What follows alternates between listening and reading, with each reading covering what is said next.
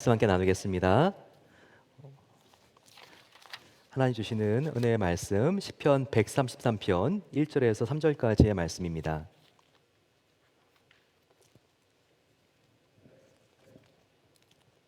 제가 1, 2절 먼저 받고 3절 함께 저희도 받도록 하겠습니다.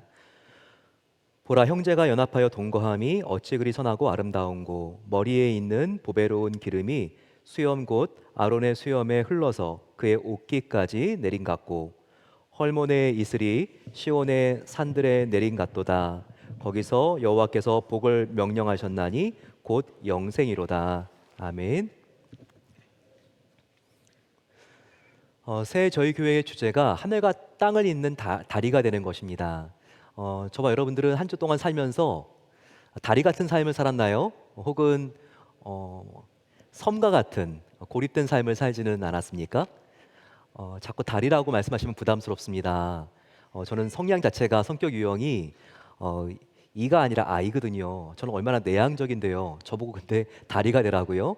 저는 그렇게 개방적이지가 않습니다. 이렇게 말씀하시는 분들도 혹 있을 것 같습니다. 하지만 예수님이 먼저 우리의 다리가 되어 주셨죠. 그렇기 때문에 예수님은 너가 할 수 있는 억지로가 아니라 할 수 있을 만큼 오늘 누군가의 다리가 되어 주길 원한다. 누군가가 나 예수께로 올 수 있도록 너가 하늘과 땅을 잇는 다리가 되어 줄 수 없겠니라고 말씀하십니다. 저와 여러분들 서양적으로 그게 좀 이렇게 어려운 분들이 있다 할지라도 주님, 예수님께서 먼저 저의 다리가 되어 주셨으니 저도 다리가 되기를 원합니다. 작은 다리로 삼아 주세요라고 나갈 때 끊어진 가족들의 자리가 다 연결되고 또 우리를 통해서 하나님의 복음과 사랑이 흘러가는 그런 놀라운 해가 될 것입니다. 우리 같이 한번 우리가 하늘과 땅을 잇는 다리라는 것은 큰 주제인데요. 5가지 세부적으로 이것을 구체적으로 나의 삶이 어떻게 다리가 되는가 실천해 보기로 했습니다. 한번 띄워주시면요. 예, 제가 말씀, 이 성경 이렇게 앞부분만 읽어드리면 함께 읽겠습니다.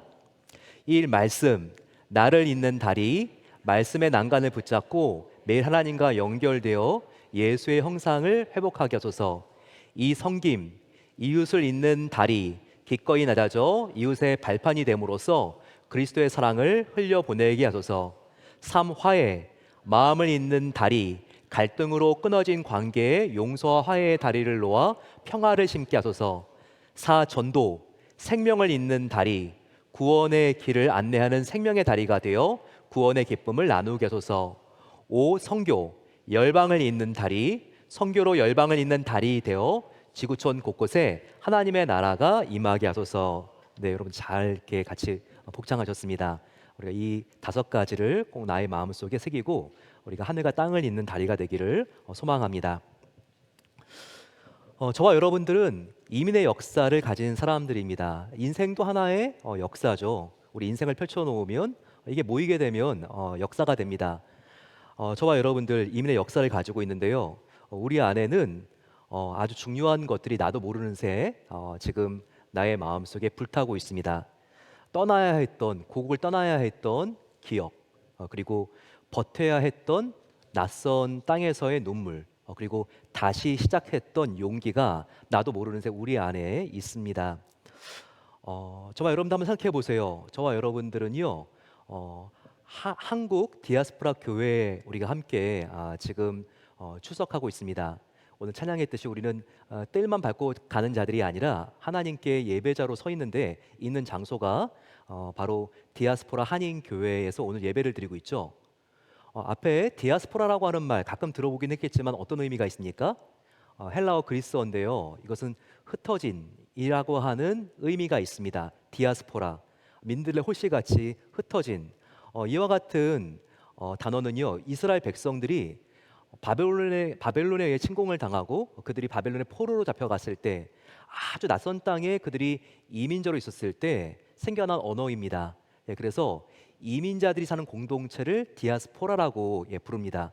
이것이 지금은 굉장히 일반화되어서요, 이민자들이 사는 교회 공동체 함께 모이는 이런 모임들을 우리가 디아스포라라고 부릅니다. 그런데요, 처음에 이 미국에 왔던 우리 한인 디아스포라 동포들은요, 굉장히 비슷한 누군가를 닮아 있습니다. 그것은 1620년도에 메이플라워를 타고 영국에서 네덜란드를 거쳐서 보스턴 근교로 상륙했던 초기 이 미국의 선조들이라고 부르는 바로 필그림들, 청교도들과 굉장히 흡사하다는 겁니다. 그들은요, 이 1600년도 초기에 동부에 와서요, 정말 그들이 집보다 먼저 세운 것은 교회였습니다. 왜냐하면 영국의 성공에 굉장히 박해를 받아서 이 예배에 그들이 목말라서 신대륙으로 왔기 때문에 그들은 자기들의 집을 세우고 성공을 위해서 처음에 정착한 것이 아니라 예배 그리고 교회부터 세웠던 믿음의 선진들입니다. 그런데요, 처음에 이 미국에 왔던 한인들은 누구였을까요? 1903년도에 메이플라워가 아니라 게리코를 타고 제물포항을 떠난 바로 우리의 선조들이었죠. 그들은 보스턴 근교로 간 게 아니라 태평양을 건너서 그들은 하와이로 그들이 정착하게 되었죠.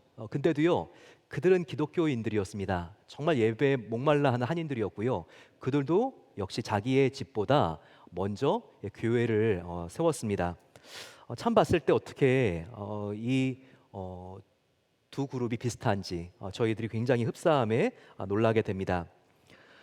그렇기 때문에 이 한인 교포들이 처음에 정착한 것이 교회였기 때문에 이 교회라고 하는 곳은요, 미국에 살고 있는 다른 다민족들이 모이는 곳과 굉장히 다른 우리 이민 사회의 심장부의 역할을 했습니다.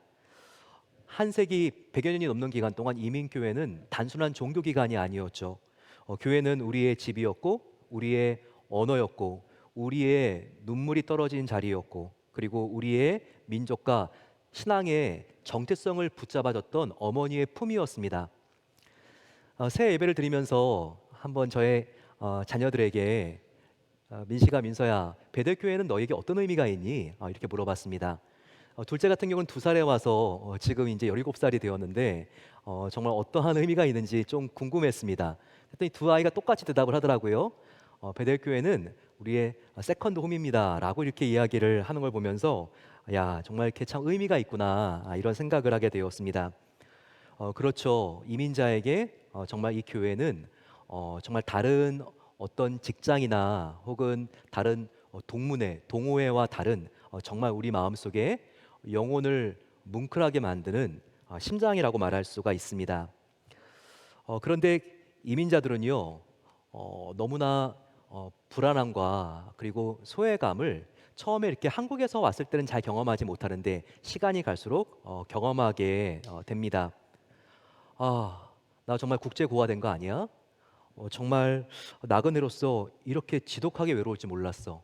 이러한 느낌들이 올 때가 있습니다. 특별히 한국과 미국 어느 문화에도 내가 낄 수 없고 그리고 소외된 느낌들을 받게 되면요, 이런 마음이 더하게 되죠. 하지만 참 아이러니한 게 있습니다. 그것은 오히려 이렇게 우리의 환경이 척박하고 힘들고 어려울수록 복음에 대해서는 우리의 마음이 더욱더 활짝 열린다는 것이죠. 그래서 오히려 이 이민자의 낯설고 힘들고 거친 자리에서 바로 살아계신 하나님을 만나는 체험들이 이루어집니다. 그래서 한국에서는 예수님을 정말 믿을 사람이 아닌데 미국에 와서 예수님을 영접하게 된 분들 우리가 적잖이 만날 수 있습니다.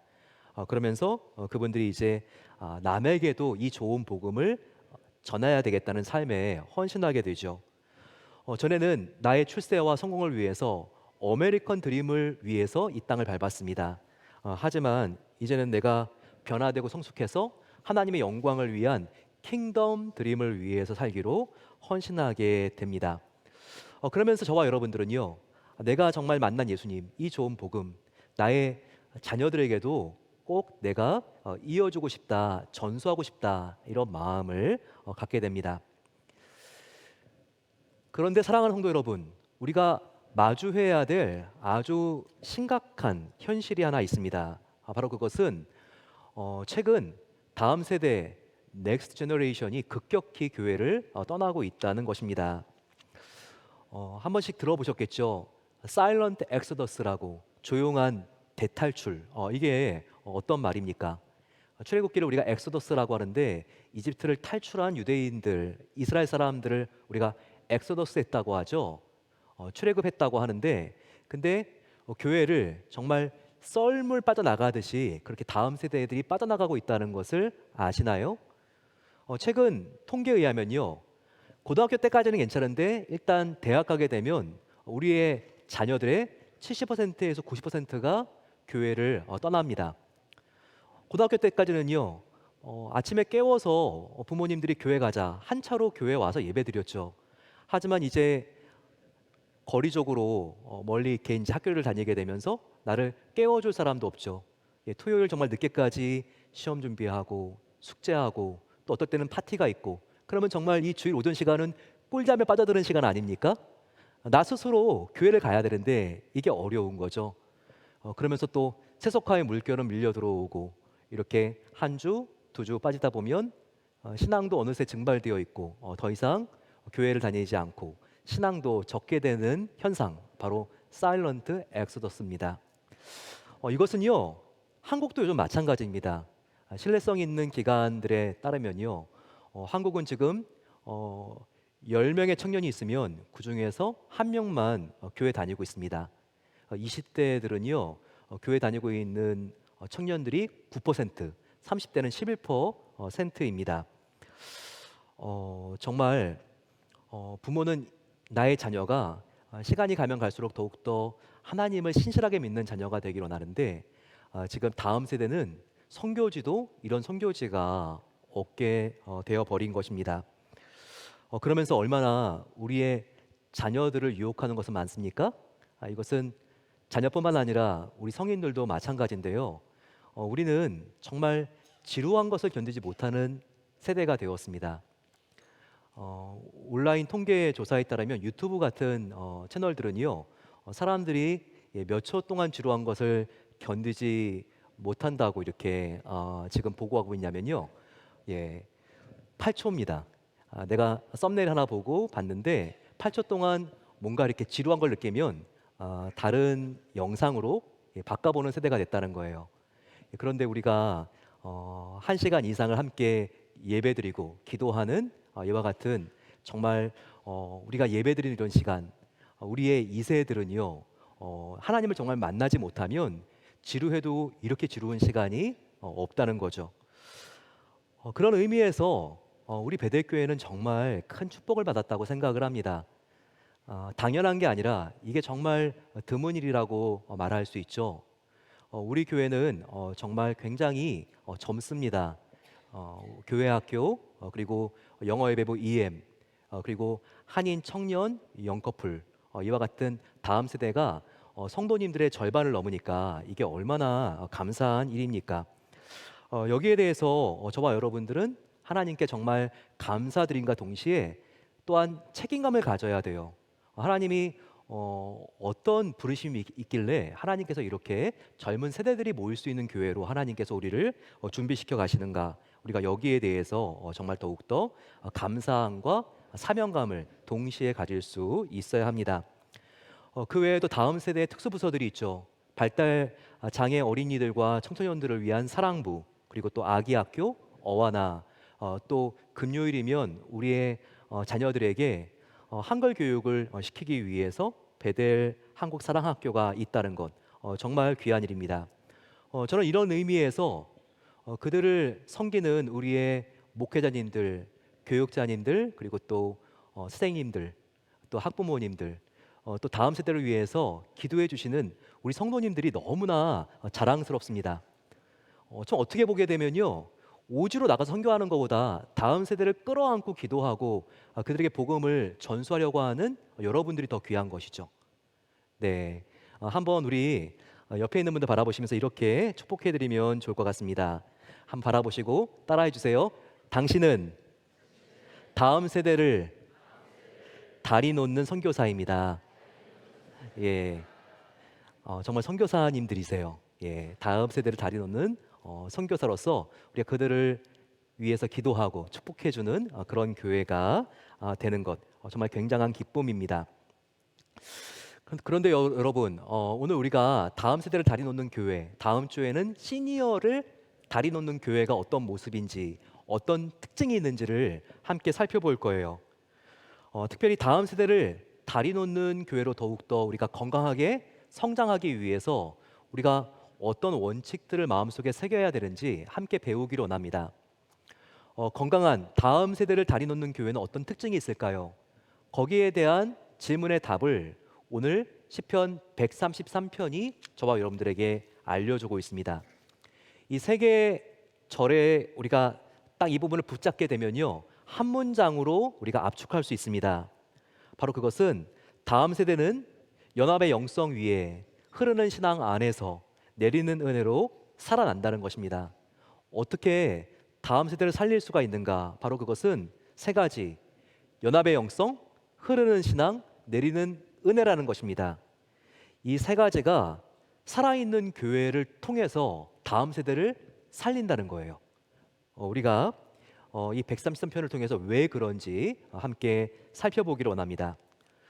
첫 번째, 선하고 아름다운 연합이 있는 교회가 다음 세대를 살립니다. 연합이 다음 세대를 살린다는 것입니다. 1절을 보세요. 보라, 형제가 연합하여, 형제가 연합하여 동거함이 어찌 그리 선하고 아름다운 거라고 했습니다. 교회가 분열되면요, 다음 세대가 일어날 수가 없습니다. 교회가 서로를 정말 배려하고 존중하고 연합할 때, 이때 다음 세대는 길러질 수 있다는 것을 여기서 우리에게 보여주고 있습니다. 그런데 디아스포라 교회를 특별히 연합하지 못하도록 방해하는 장벽은 무엇입니까? 많은 경우에 그 이유는요, 다른 문화, 다른 언어로 인한 이질감이라고 생각해 볼 수도 있습니다. 만일 저와 여러분들이 바로 이 앞에 있는 예배가 지금 10시 영어권 예배인데요, 영어권 예배에 가면 어떤 것을 느낍니까? 가보신 적이 있겠지만 이런 마음이 들 수가 있습니다. 일단 언어와 문화가 좀 낯설죠. 더 조명을 어둡게 하고 예배드리고 또 영어로 진행을 하니까 우리 마음속에 야, 오늘 좀 손님으로 와 있는 것 같다, 이런 느낌을 가질 수가 있습니다. 그것은요, 영어권 회중 성도님이 지금 한어권 예배에 참여해도 마찬가지일 수 있습니다. 하지만 중요한 것은 어떤 문화와 언어가 우월하냐가 아니라 우리는 복음 안에서 하나다, 바로 이와 같은 의식을 갖는 게 더 중요하다는 겁니다. 그럼 여기서 한번 생각해 볼 게 있습니다. 신앙생활을 잘 하려면 우리가 한국어와 영어 중에서 어느 언어가 더 적합하고 효과적이라고 생각을 합니까? 조금 더 쉽게 질문을 바꿔보겠습니다. 우리가 하나님께 찬양하고 설교를 듣고 다음 세대를 가르칠 때 여러분들은 영어와 한국어 중에서 무엇이 더 적합한 언어라고 생각을 하십니까? 어떤 분들은 그래도 여기가 미국이니까 영어가 더 우월한 거죠, 효과적이죠 라고 대답을 할 수도 있겠습니다. 또 어떤 분들은 물론 그건 동의합니다. 하지만 우리의 민족적인 뿌리는 한국인 아닙니까? 그래서 좀 어려워도 우리 다음 세대에게 한국어로 가르쳐야죠, 이렇게 말씀하시는 분도 있을 것 같습니다.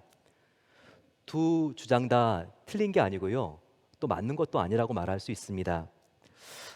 중요한 것은요, 우리의 민족도 물론 중요하지만 우리의 민족과 언어보다 더 중요한 것은 특별히 복음과 하나님의 나라라는 것을 우리가 인지하고 아는 게 참 중요해요. 이런 고민을 한국 코리안 디아스포라 교회에서 오래전부터 해왔습니다. 그러다가 시간은 좀 지났지만 2004년도에 동부의 볼티모어에 모여서요, 특별히 한국과 또한 전 세계 나가 있는 선교사님들과 또 기독교 교육학자의 대표들이 이 부분을 함께 정리를 했습니다. 기독교 교육학적인 관점에서 예배와 신앙교육을 할 때 언어 선택의 최우선되는 기준은 무엇인가? 이렇게 결론을 냈습니다. 바로 그것은 자녀들이 복음을 가장 잘 이해할 수 있는 언어로 하면 된다, 이와 같은 결정을 내리게 되었습니다. 이게 무슨 말일까요? 한인들이 별로 안 살고 있는 미네소타와 같은 혹은 와이오밍주와 같은 교회, 한인 교회가 있다 그러면요, 거기는 더 영어로 우리 자녀들이 잘 이해하니까 영어로 교육하면 된다는 거죠. 그 대신에 뉴욕의 프러싱이라든지 아니면 LA 한인타운이라든지 지금 막온 이민자들이 이렇게 많은 교회는요, 한국어를 더 많이 사용할 수도 있다는 겁니다. 왜냐하면 더 잘 이해할 수 있는 언어가 한국어니까. 포틀랜드와 같이 한국 문화, 미국 문화가 한 중간 정도 되는 곳에서는요, 한국어와 영어를 우리가 섞어 쓰면서 또 교육하는 게 효과적일 수가 있다는 것이죠. 중요한 것은 우리가 어느 언어가 우월하느냐, 바로 언어는 자존심의 문제가 아니라는 거예요. 언어는 생명을 살리는 통로입니다. 그래서 설교와 찬양과 신앙 교육을 할 때 가장 잘 이해할 수 있는 말로, 그리고 가장 다음 세대가 잘 느낄 수 있는 언어로, 그리고 그들이 신앙적인 삶을 살아낼 수 있는 그런 표현으로 하는 것이 하나님께서 가장 기뻐하는 방법이라는 것을 우리가 알아야 된다는 겁니다. 사람은 공기 없이는 생존할 수가 없죠. 교회도 마찬가지로 문화라고 하는 이 울타리 안에 존재한다는 것을 우리가 알아야 됩니다. 따라서 주류 문화와 우리가 여기서 지키고자 하는 전통 문화 사이에 계속 팽배한 긴장들이 있습니다. 이러한 긴장에 따라서요, 특별히 이민교회 공동체들은 네 가지 색깔의 공동체가 존재합니다. 바로 어떤 공동체인지 한번 도표로 설명해 드리면요, 이 어시밀레이션이라고 하는 동화형, 세그리게이션이라고 하는 분리형, 그리고 또한 마지널라이제이션이라고 하는 주변형, 그리고 통합형 공동체가 있습니다. 이게 어떤 건지 여러분들 좀 더 이해가 잘 되게끔 설명해 드리겠습니다. 여기 보게 되면요, 일단 가장 우리가 피해야 될 공동체의 모습, 우리 교회 모습 이러면 안 되는데 주변화입니다. 이것은요, 한인 사회도 못 끼고 미국 사회도 못 끼는 겁니다.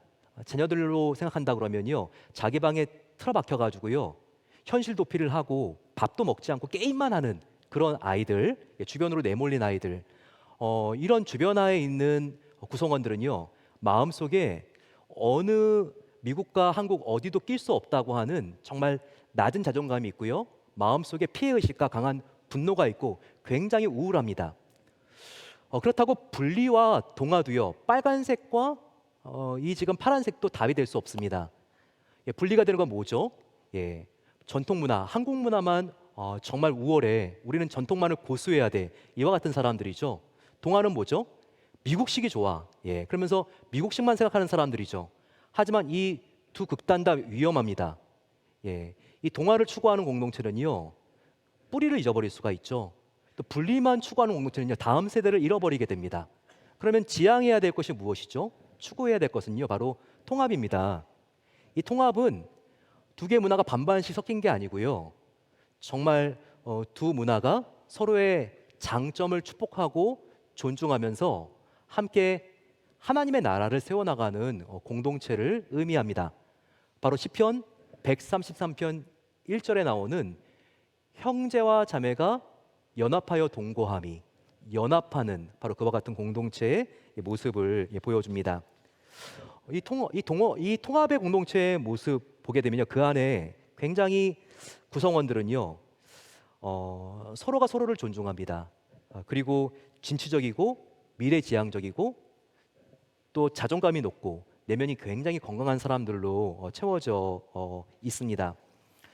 그러면서 이 통합은요, 서로가 갖고 있지 않은 것 때문에 서로를 비판하는 것이 아니라 함께 하나님 나라의 대의를 위해서 서로의 장점들을 축복하면서 함께 이 장점들을 배워나가는 공동체로 함께 나아가는데요. 특별히 여러분, 한국 문화와 미국 문화의 장점들을 한번 볼까요? 우리 코리안 미니스트리라는 KM과 EM의 장점은 서로 각각 다르다고 말할 수 있습니다. 한국 회중의 장점은요, 기도와 예배의 열정적인 영성이 있죠. 또 근면하고 헌신하는 거, 고난 속에서도 우리가 그것을 이겨내려고 하는 신앙, 또 어른들에 대해서 우리가 공경하는 효, 집단적인 유대, 이런 것은 미국 사람들 영어권이 따라올 수가 없는 부분이죠.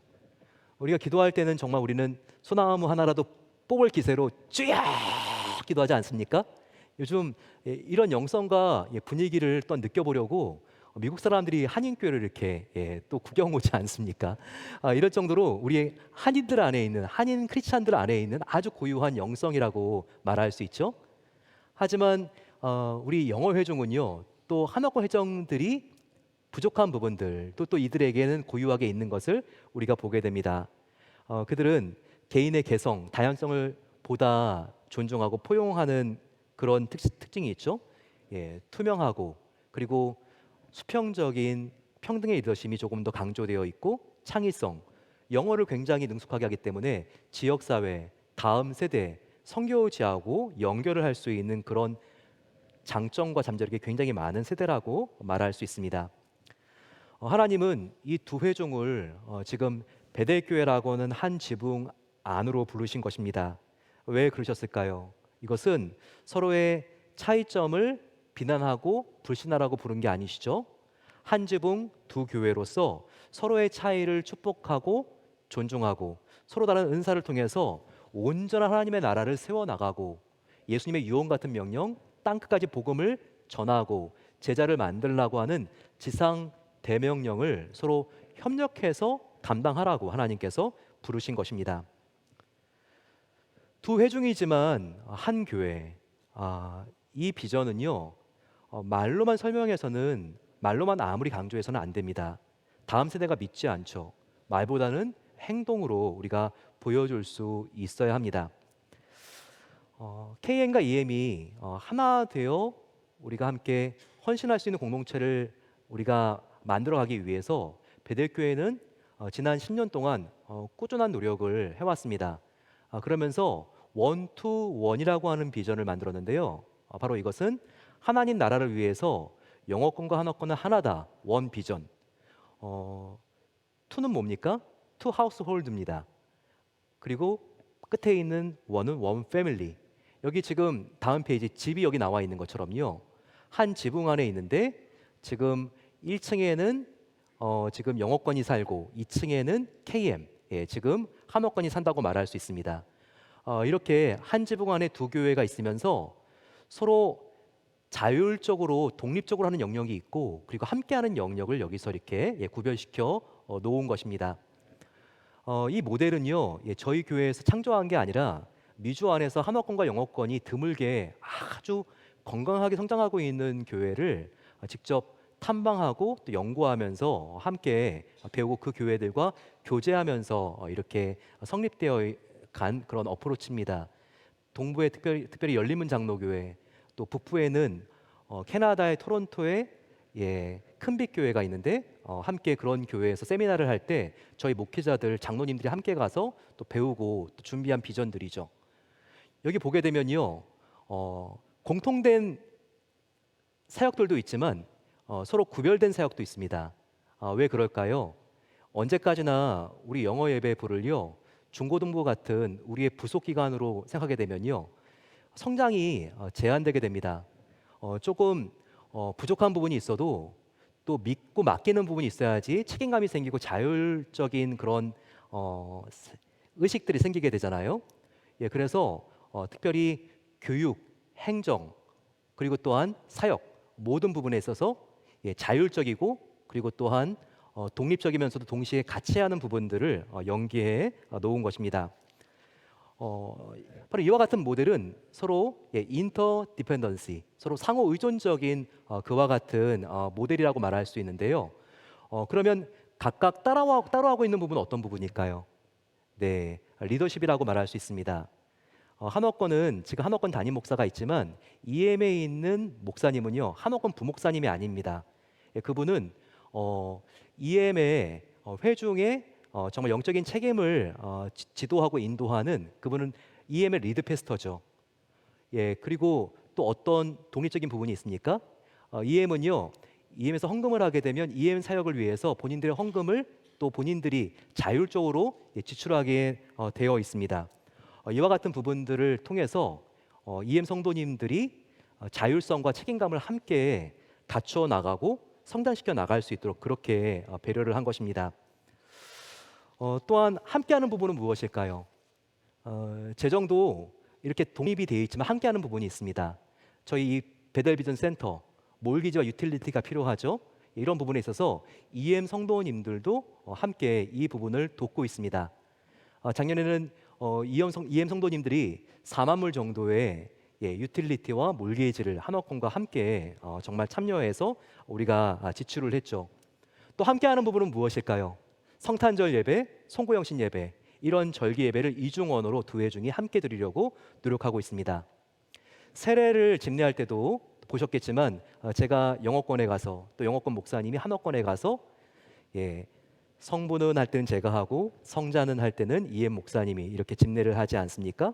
또 교회 학교도 단기 선교도 되도록 함께 떠날 수 있도록 그렇게 격려하고 홍보하고 있습니다. 이렇게 자율적으로 하는 부분과 함께하는 부분들을 유기적으로 함께 연결시키면서 행정, 교육, 선교 그리고 또한 재정에 있어서 하나된 교회, 그러면서도 서로의 특성과 장점과 개성을 존중해주는 그런 미니스트리로 저희들이 발전해 나가려고 노력하고 있습니다. 정말 제가 가슴이 뭉클할 정도로 항상 우리 한옥권 성도님들한테 감사한 것은요, 우리 10시 예배를 우리 EM 성도님들한테 그렇게 우리가 기꺼이 정말 드린 것이죠. 처음에 우리가 이 베델비전 센터를 짓고 2021년 입당했는데요. 그때 이 10시 예배 프라임 타임인데 이 시간을 우리가 어떤 예배로 드릴까 굉장히 많이 고민을 했습니다.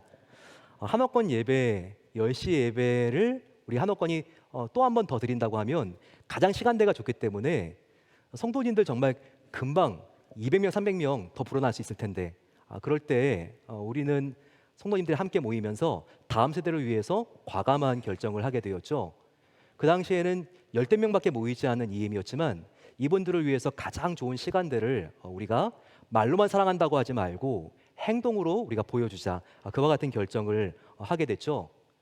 그때 제가 장로님들한테 이렇게 나누었던 대화가 저는 잊혀지지 않습니다. 장로님들 이렇게 EM을 위해서 헌신해 주시니 감사합니다. 우리가 10년 뒤에 한옥권 500명, 한옥권 1000명, 아니 EM 50명, 그래서 1000명 되는 교회, 1050명 되는 교회보다 10년 뒤에 한옥권은 500명일 수 있지만 EM도 500명 되는 교회를 만드는 게 훨씬 더 이 지역사회를 위해서 우리는 건강한 생태를 조성하는 일입니다라고 했을 때 장로님들이요 너무나 기뻐하시면서 우리가 지향하는 교회는 그런 교회라고 마음을 함께 해주셨어요. 지금 5년이 지났지만 2021년에서 벌써 2026년이 됐잖아요. 우리가 입당한 지가 5년째가 되었더라고요. 그런데 한옥권 한옥권대로 영어권은 영어권대로 더 신속하고 더욱더 건강하게 성장해 나가는 모습을 볼 수가 있습니다. 이게 얼마나 감사한가요? 항상 EM 목사님께서 EM 성도님들한테 설교하실 때 정말 우리는 이 가장 좋은 프라임타임 10시를 우리에게 이렇게 양보한 게 아니라 선물로 준 한옥권에게 감사해야 된다고 그러는데요. 정말 저와 여러분들 말로만 그런 게 아니라 행동으로 보여준 것이죠. 하지만 거기서 끝나면 안 된다는 거예요. 비록 영어 예배부가 더디게 성장할 수는 있지만 그래도 우리가 기도해주고 기다려주는 게 이게 가족의 모습이라는 겁니다. 자녀들이 부족하면 어떡합니까? 자녀들 부족하면요 우리가 참잖아요. 그리고 인내하잖아요. 기다려주잖아요. 그러면서 그 어린 자녀가 성장하는 거 아닙니까? 하나님의 나라도 똑같습니다. 우리가 기다려주고 기도해주고 축복할 때 하나님의 나라는 겨자씨 같지만 놀라운 정말 수많은 새들이 깃들 수 있는 큰 나무로 자라날 수가 있는 것이죠. EM은 지금 열댓 명 시작해서 100여 명이 넘는 공동체로 성장을 했잖아요. 감사한 건 EM에는 지금 벌써 9명의 집사님들이 생겼잖아요. 이 포틀랜드 어디를 봐도요 EM이 중고등부와 같은 부서로 있는 곳은 한두 곳 있지만 하나의 독립된 그런 공동체로 있는 것은요 베델교회 EM 하나밖에 없습니다. 이게 얼마나 정말 이 지역의 영어권들을 위해서 우리가 잘한 선택입니까? 이와 같이 저와 여러분들은 정말 고립된 섬이 아니라 서로 연결시켜주는 다리가 되어야 합니다. 교회 안에서 EM도 섬, KM도 섬, 같은 예배당에서 예배를 드리지만 서로에 대해서 관심도 없고 무엇이 어려움인지 알지 못하고 그와 같은 각각 서민 공동체가 아니라 우리는 다리가 되어야 돼요. 한옥권은 영어권을 향해서 다리를 놓아 가까이 가야 되고, 영어권도 하나권을 향해서 다리를 놓아 가까이 오는 노력이 있을 때 하나님의 나라는 완전해질 수 있는 것입니다. 섬은요, 당장은 안전해 보이지만 미래적으로는 고립될 수밖에 없습니다. 하지만 다리는요, 때로 흔들릴 수 있지만 결국 사람을 살리게 됩니다. 다리는요, 누군가를 위해서 내가 밟혀야 되는 자리예요. 그래서 아프고 힘들고 어려울 수 있어요. 희생이 따라요. 하지만 그럼에도 예수님이 저와 여러분들에게 먼저 다리가 되어 주셨듯이 저와 여러분도 교회도 다음 세대를 위한 다리가 되어 주셨을 때 결국 하나님께서 우리에게 베풀어 주실 축복은 상상할 수 없는 것입니다. 얼마나 감사합니까? 두 번째는요, 우리가 하나님께서 기뻐하시는 다음 세대를 우리가 살려내기 위해서는요, 가르침이 아니라 흐름이 있어야 된다는 것을 우리가 알아야 합니다. 바로 이 부분을 우리가 특별히 2절을 통해서 알 수 있죠. 머리에 있는 보배로운 기름이 그의 옷깃까지 내림 같고라고 나와 있습니다. 신앙은 다시 말씀드리지만 가르침이 아니라 흐름입니다. 기름은요, 정말 멈추지 않아요. 계속해서 기름은 흘러내립니다. 지금 보세요. 아론의 대관식인데 대제사장 아론을 임직할 때 그 머리 위에 기름을 부었다고요. 그런데 하나님의 그 기름이 머리를 통해서 아론의 수염을 타고 흐르고 옷깃까지 내려가는 것을 여기서 보여주고 있습니다. 이와 같은 그림 언어가 우리에게 뜻하는 것이 무엇입니까? 신앙은 단지 지식 전달이 아니라는 거예요. 신앙은 관계를 타고 흐르고, 신앙은 삶을 타고 흐르고, 신앙은요, 가정과 교회의 분위기를 타고 흐른다는 것을 여기서 우리에게 보여주고 있는 것입니다. 디아스포라 교회와 가정은요, 서로 단절되는 아픔을 겪기가 쉽습니다. 근데 왜 단절되죠? 대화가 끊기기 때문에 단절되는 경우들이 참 많이 있습니다. 언어 차이, 문화 차이, 세대 차이, 이와 같은 차이 때문에 대화가 끊겨지는 경우들이 많습니다.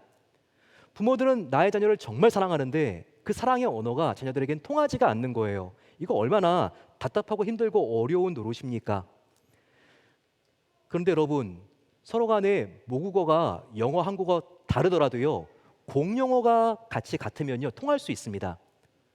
프랑스 사람 프랑스 말하고 한국 사람 한국말 하는데요, 둘이 통하지 않지만 영어가 서로 간에 공용어면요, 서로 통할 수 있는 길이 있다는 거예요.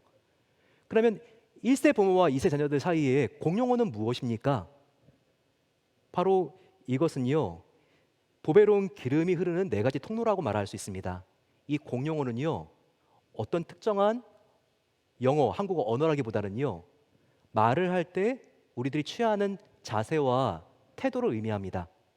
바로 이 4가지 우리의 자세가 있으면요, 서로 언어가 다르더라도 우리가 주님 안에서 통할 수 있다는 것을 알아야 돼요.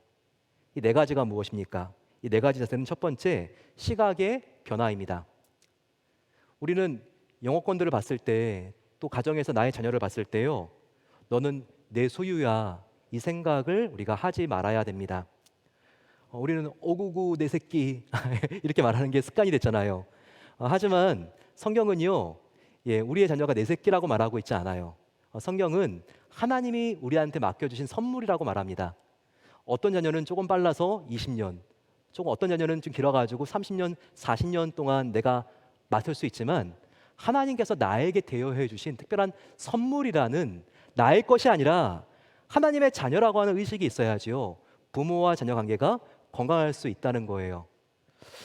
그래야지만 내가 이루지 못한 세상 성공을 그 아이에게 주입시키는 것이 아니라 하나님께서 그 아이에게만 주신 고유한 비전을 이룰 수 있도록 도와주는, 나는 심부름꾼이야 라고 하는 의식이 있어야지 부모와 자녀 관계는 건강해질 수가 있다는 것이죠.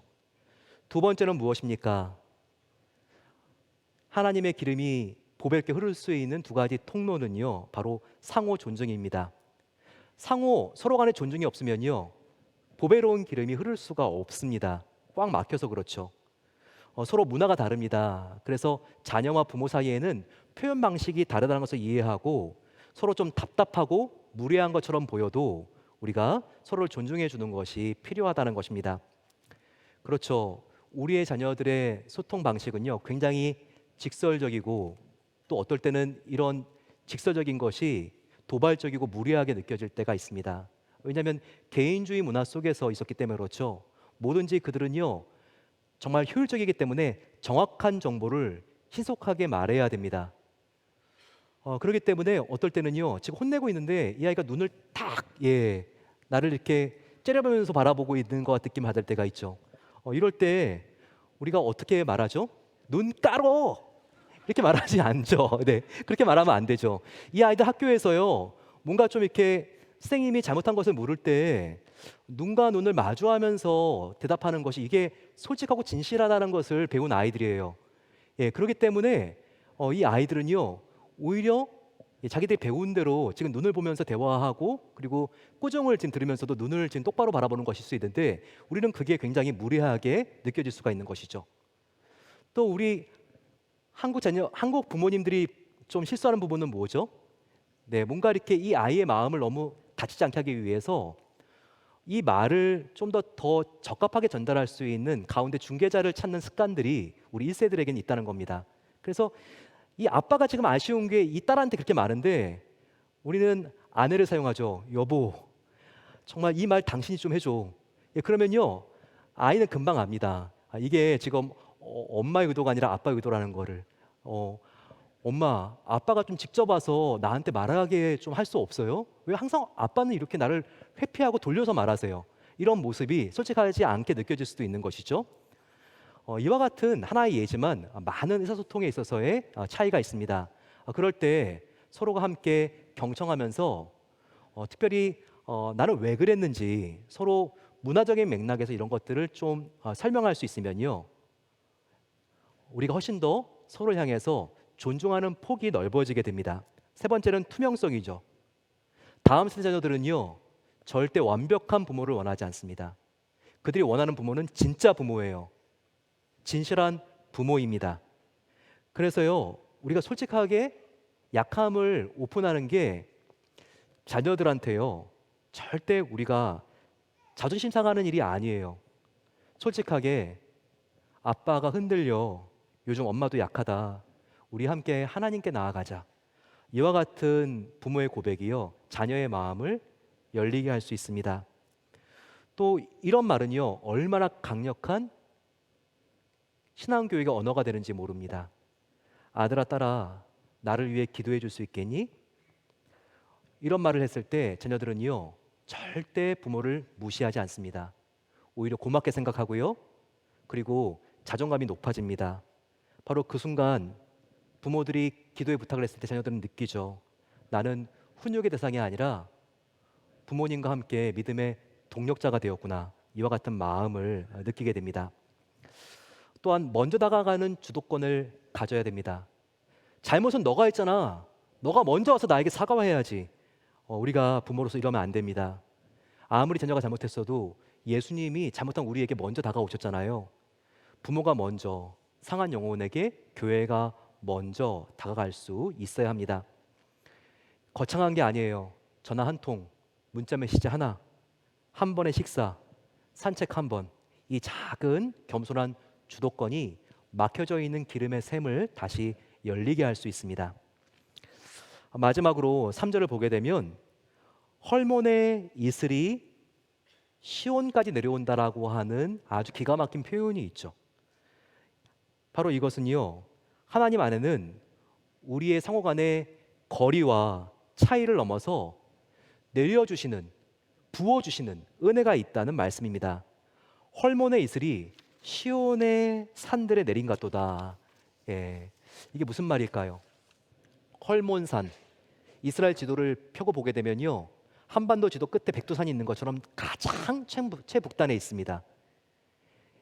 또한 시온은 어디 있죠? 예루살렘에 시온성이 있잖아요. 이스라엘 지도로 보게 되면 가장 남쪽에 있는 바로 그 지형 중에 하나가 바로 여기 시온이죠. 거리적으로 차이가 약 440km 정도 납니다. 걸어서 간다고 하면요, 그 당시 2주일은 걸어가야지 약 13일에서 15일은 소요되는 아주 먼 거리가 바로 헐몬과 시온의 거리 차이였습니다. 얼마나 지형도 환경도 다른지 모릅니다. 헐모는 만년설이기 때문에 아주 물이 풍부하고요.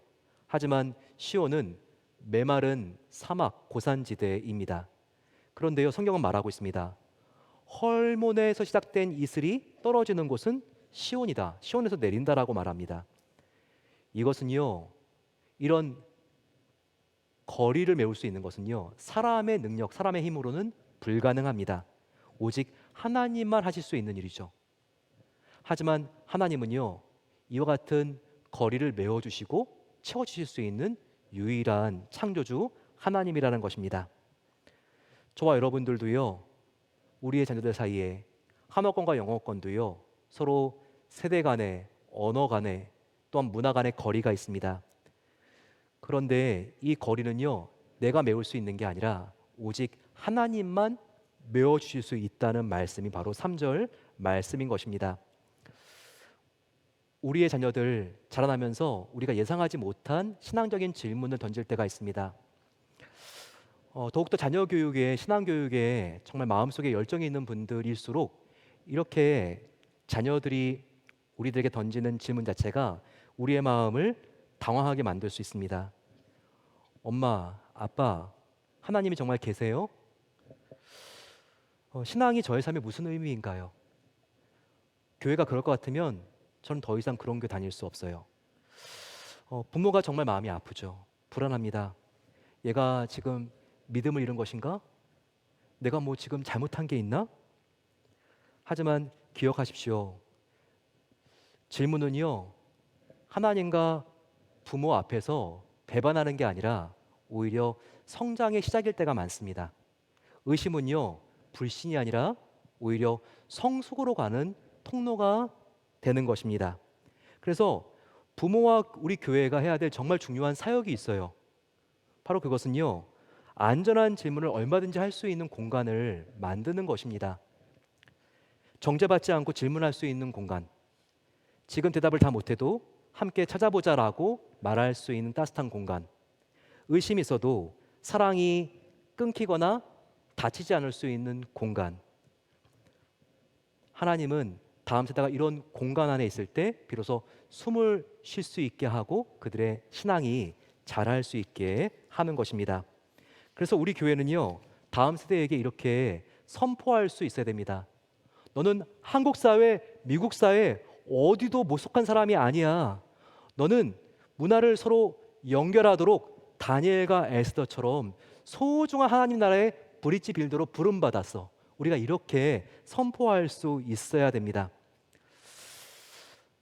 하나님께서는 바로 거기에서 우리에게 복을 명령하셨다고 말씀하고 있습니다. 3절 마지막 보게 되면 거기서 여호와께서 복을 명령하셨나니 곧 영생의 복이로다 라고 말하고 있습니다. 하나님은 지금 저와 여러분들에게 이 3절에서 너희들에게 복이 생길 수도 있고 생기지 않을 수도 있어 라고 말씀하시지 않습니다. 분명히 하나님은요, 복을 명령한다라고 말하고 있습니다. 하나님은 명령하셨죠. 복이 반드시 틀림없이 너에게 임할 것이다. 하지만 어떤 자리예요? 어떤 자리에 하나님의 복이 임한다고요? 바로 보게 되면 연합된 자리에 기름이 흐르고 이슬이 내리고 하나님의 복이 계획되어지고 명령되어지고 실행되어진다고 하나님이 말씀한 것입니다. 그런데 여러분, 연합해야지 이런 복을 받는데 연합이 절대로 내 힘으로 되는 게 아닙니다.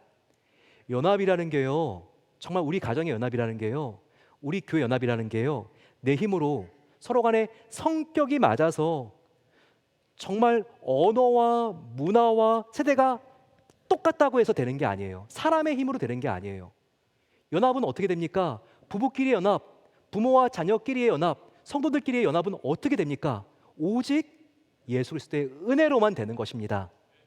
이 연합은요, 예수님의 그 은혜가 있으면 어떠한 분열 속에서도 다시 회복될 수가 있다는 거예요. 왜냐고요? 예수님이 십자가에서 우리 사이에 막힌 모든 담과 벽을 허물었기 때문입니다. 예수님이 우리를 하나님께로 인도하는, 이끌어 주시는 유일한 다리가 먼저 되어 주셨기 때문입니다. 저와 여러분들 그 예수님을 믿고 의지할 때 저와 여러분들은요, 예수님의 그 다리가 된 사역, 그 사역을 우리의 가정과 교회에서 우리가 이어나갈 수 있는 놀라운 하나님의 아름다운 다리로, 거룩한 다리로 쓰임 받을 수 있는 것입니다. 여러분들의 가정, 여러분들의 교회는 지금 보배로운 기름이 흐르고 계십니까?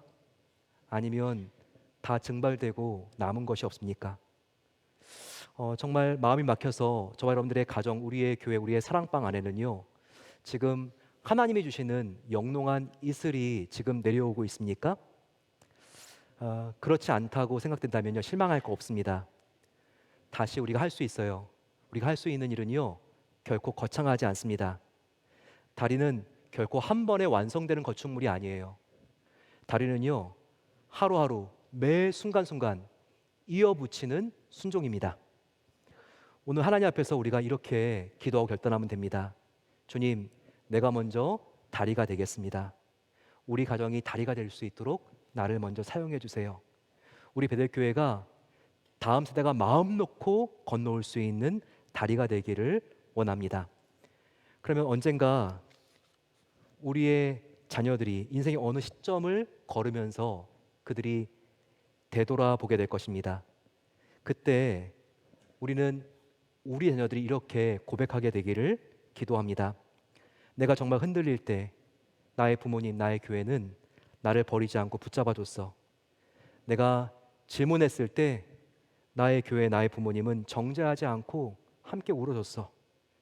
내가 정말 떠날 뻔했을 때 어떤 어른이 내 이름을 불러주고 나를 꼭 안아줬어. 내가 길을 잃었을 때 그 교회가 나의 다리가 되어 주었지. 그리고 그 다리를 밟고 나는 하나님께로 나아갔어. 그리고 그 아이가 다시 예배의 자리로 돌아와 언젠가는 나의 자녀가 나의 자녀들, 손주들의 손을 잡고 교회로 되돌아오는 날, 저와 여러분들은 고백하게 될 것입니다. 시편 133편의 약속은 헛되지 않았구나. 그 약속이 성취되었구나. 그리스도 예수 안에서 진정한 연합과 흐르는 신앙과 내려오는 그 은혜를 통해서 다음 세대를 잇는 거룩하고 아름다운 다리가 되시는 저와 여러분 되시기를 간절히 축원합니다.